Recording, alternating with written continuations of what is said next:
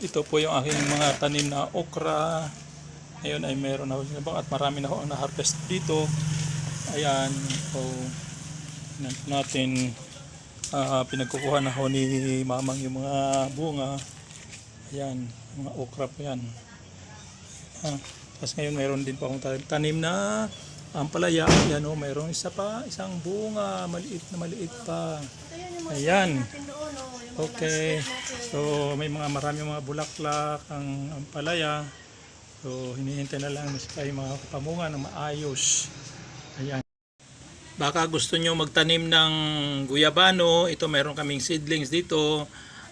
Kung gusto nyo ay PM is the key.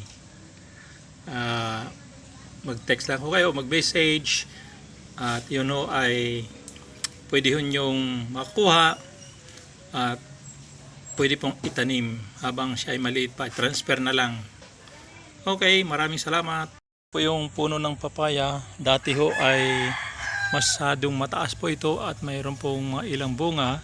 So ang ginawa ko po ay akin po itong pinutol at pagkatapos ay dinugtong ko po yung puno at saka yung dulo.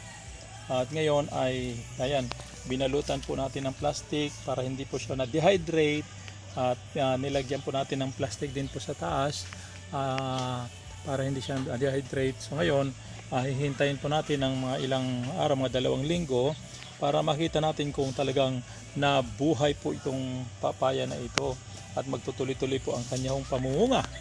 Ayan.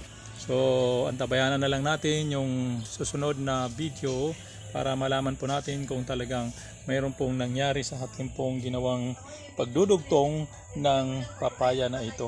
Ayan.